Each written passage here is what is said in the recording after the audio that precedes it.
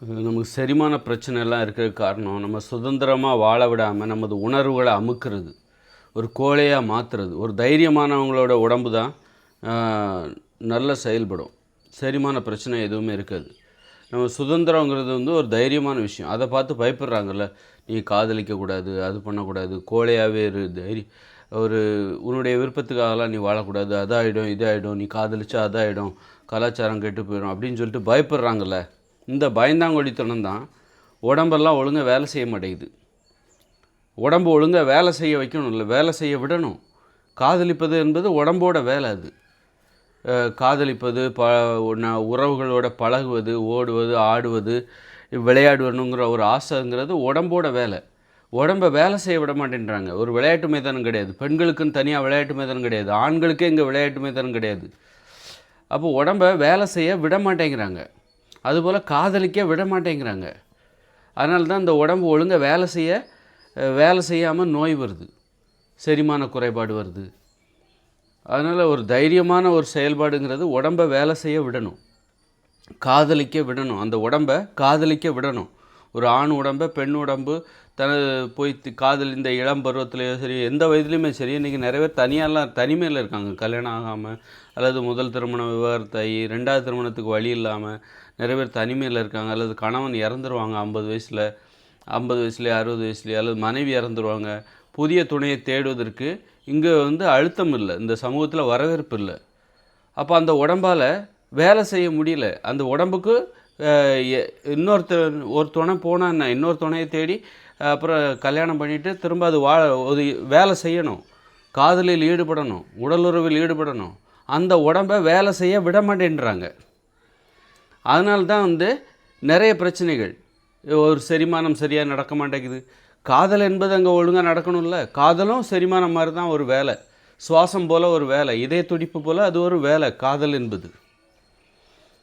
என்பது காமம் என்பது, உறவு என்பது, விளையாட்டு என்பது, ஆடல் என்பது, பாடல் என்பது, பேசுவது என்பது, இப்படி உடம்புக்குன்னு ஒரு வேலை இருக்குது.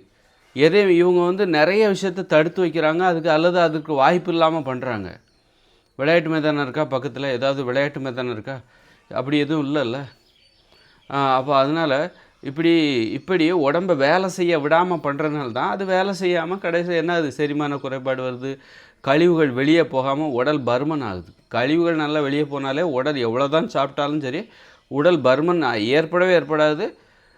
உடம்புல சதை வைக்கணும், என்ன பண்ணுறதுன்னு யோசிப்பாங்க. இன்றைக்கி என்னடான்னா உடல் பருமன் அதிகரிச்சுட்டே போகுது. ஒருவேளை சாப்பிட்டாலே அது காரணம் என்னது? கழிவுகள் வெளியவே போக மாட்டேங்குது, கழிவுகள் தனது வேலையை செய்ய மாட்டேங்குது. நீ காதலிக்கக்கூடாதுன்ற, காதல் என்பதும் ஒரு வேலை தான். கழிவுகள் எப்படி வெளியேற்றுற மாதிரி, செரிமானம் செய்வது போல், இதயம் துடிப்பது போல், சுவாசம் செய்வது போல், காதல் இந்த கழிவுகளை வெளியேற்றுவதும் ஒரு வேலை தான்.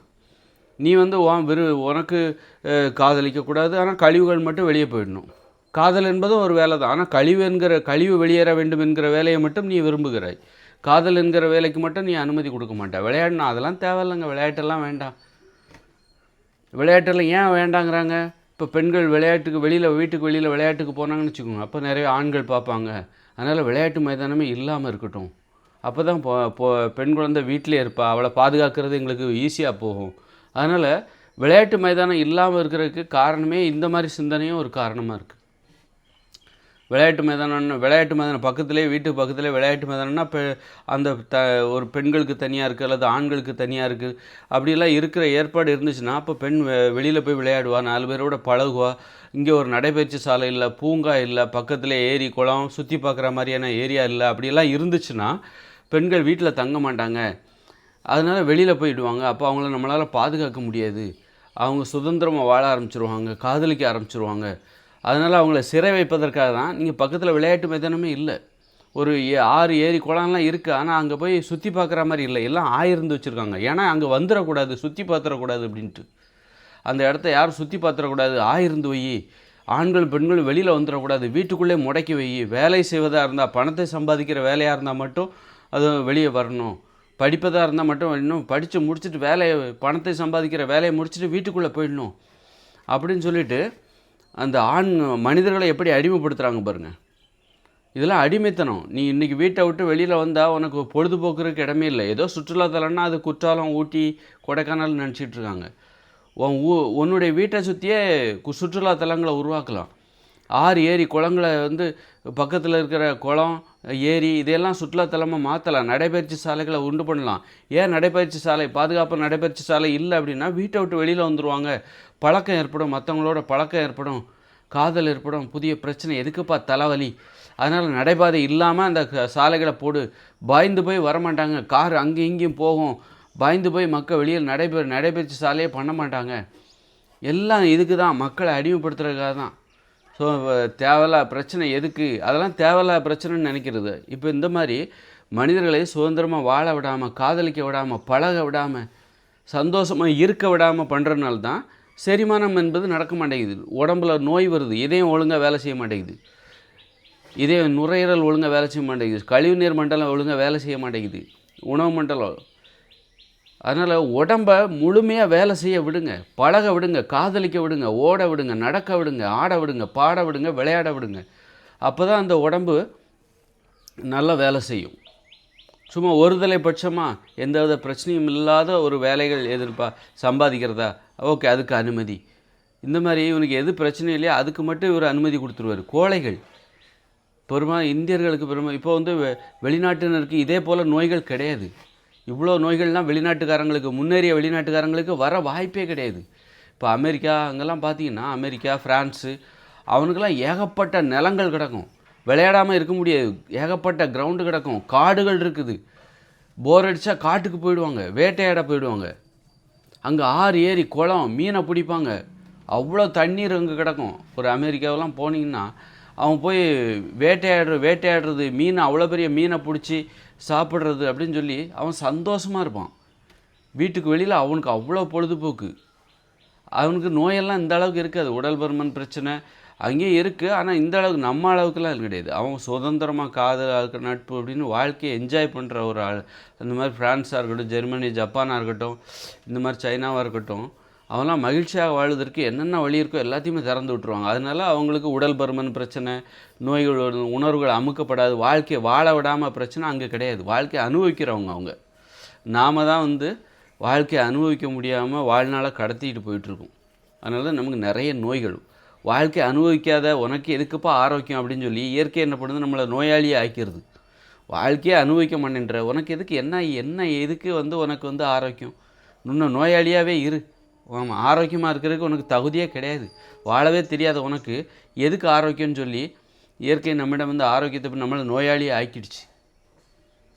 அந்த அளவுக்கு நமக்கு நாம் ஒன்றுமே தெரில. படிக்க விடுறது கிடையாது, எப்படி காதலிக்க விடுறது கிடையாதோ அது மாதிரி இங்கே உள்ள மக்களை படிக்க விடுறது கிடையாது. ஆங்கிலத்தில் கல்விக்கிற அது வந்து என்னது, படிக்க விடக்கூடாது அப்படிங்கிறக்காக தான், படிக்க விடக்கூடாதுங்கிறக்காக தான் ஆங்கிலத்தில் கல்வி கற்பிக்கிறாங்க, ஆங்கில வழி கல்வி. நீ தாய்மொழியில் கல்வி கேட்டால் இவன் படிச்சிருவான், சுயமாக சிந்திச்சிருவான், காதலிச்சிருவான், வாழ்க்கையை அனுபவிச்சிருவான். அப்போ இவனுக்கு ஆங்கிலத்தில் கற்றுக் கொடு, கஷ்டப்படட்டும். படிக்க விடாமல் இவனால் தடுக்க முடியாது. இவனை படிக்கணும்னு தெரிஞ்சு போச்சு, படித்தாதான் முன்னேற முடியும்னு தெரிஞ்சு போச்சு. அப்போ ஆனாலும் இப்போது ஒரு வாய்ப்பு இருக்குது, இவனை படிக்க விடாமல் பண்ணலாம். அதுக்கு நம்ம என்ன பண்ணோம் அப்படின்னா ஆங்கிலத்தில் கல்வி. அப்போ இவன் இப்போ எப்படி படிக்கிறான்னு பார்ப்போம். போராடினா தான் படிக்க முடியும், அவ்வளோ ஈஸியாக படிக்க முடியாது. ஆங்கிலத்தில் தொழில், எப்படி தொழில் செய்கிறேன்னு பார்க்கலாம், எப்படி நீ முன்னேறன்னு பார்க்கலாம், எப்படி நீ வருமானம் பார்க்குறேன்னு பார்க்கலாம். அப்போ தான் கஷ்டமாக இருக்குன்னு சொல்லி பெண்கள்லாம் வீட்டுக்கு போயிடுவாங்க. ஆண்கள் தலையில் சுமைகள் ஏற்றப்படும், பொருளாதார சுமைகள் ஏற்றப்படும். எப்படி வாழ்ந்துடுறன்னு பார்த்துடலாம். அந்த மாதிரி நம்ம வந்து அதாவது படிக்க விடாமல் பண்ணுறது, தொழில் செய்ய விடாமல் பண்ணுறது, ஆங்கில வழி கல்வி, அந்நிய மொழிக தொழில் செய்ய விடாமல், பெண்களை வேலைக்கு போக விடாமல். பெண்கள் ஏன் வேலைக்கு போக மாட்டேன்றாங்க அப்படின்னா அவங்களுக்கு அவ்வளோ கஷ்டமாக இருக்குது, வேலை செய்கிறது அவ்வளோ கஷ்டமாக இருக்குது. ஏன்னா அது கஷ்டமாக இருக்குது, ஆங்கிலத்தின் ஆதிக்கத்தின் காரணமாக தொழிலில் இப்போ ஆண்கள் கண்டிப்பாக போயே ஆகணும்னு சொல்லி அந்த கஷ்டத்தை ஏற்றுக்கிறாங்க. இன்னும் அதனால தான் வந்து இங்கே காதலிக்க விடுறது கிடையாது, விளையாட விடுறது கிடையாது, படிக்க விடுறது கிடையாது, தொழில் செய்ய விடுறது கிடையாது. இந்த மாதிரி வாழவே விடாதனால தான் இங்கே வந்து நோய்கள் அதிகமாகுது. நோய்கள் அதிகமாகி ஒரு மருத்துவ வியாபாரிகளின் சந்தையே இந்தியா தான். 140 கோடி பேர் இருக்காங்க. மருத்துவ வியாபாரிகளோட சந்தை, மருத்துவ வியாபார சந்தைங்கிறது இந்தியாவாக இருக்கிறது. ஒரு ஆப்பிரிக்காவில் கூட அவங்க சுதந்திரம் இருக்குது, சுதந்திரமாக இருப்பாங்க. ஆப்பிரிக்கா கூட நம்மளை மாதிரியெல்லாம் கிடையாது. அவங்க வந்து வாழ்க்கை அனுபவிக்கிறதுல கொஞ்சம் நம்மளை விட விழிப்புணர்வு உடையவர்களாக இருப்பாள். ஆனால் அந்த அறியாமை இருக்குது, அவங்ககிட்ட வறுமை இருக்குது, வன்முறைகள் இருக்குது, சமூக விரோத செயல்பாடுகள் இருக்குது. இருந்தாலும் அவங்ககிட்ட கொஞ்சம் சுதந்திரம் இருக்குது. நம்மளை மாதிரி வந்து கட்டுப்பாடுங்கிற பேரில் அடிமைகளாக வாழாமல் வாழ்கிறவர்களாக அவர்கள் இல்லை என்பது தான் உண்மை. அதனால் எல்லா விதத்துலேயுமே சுதந்திரமாக இருந்தால் தான் இந்த உடம்பு சுதந்திரமாக இருக்கும். சும்மா வந்து சுதந்திரன்னா வந்து ஏதோ ஒருதலை பட்சமாக இருக்கக்கூடாது. உனக்கு ஒரு சுதந்திரமாக இருக்கிறது தைரியமான செயல்பாடு. சுதந்திரங்கிறது வந்து சாதாரண விஷயம் கிடையாது, அது ஒரு தைரியமான செயல்பாடு. அதனால் காதலிக்க விடுறது தைரியமான செயல்பாடு. நீ காதலிக்க கூடாதுன்னா அப்போ நீ பயந்தவங்களையாக இருக்க செய்கிற. அப்போ இந்த உடம்பு எப்படி வேலை செய்யும்? அது தைரியமாக வேலை செய்யணும். அப்போ தான் தைரியத்தை கொடுக்கணும். சுதந்திரமாக வாழ விடு, சுதந்திரங்கிற ஒரு தைரியம். அப்போ இந்த உடம்பு ஆரோக்கியமாக இருக்கும்.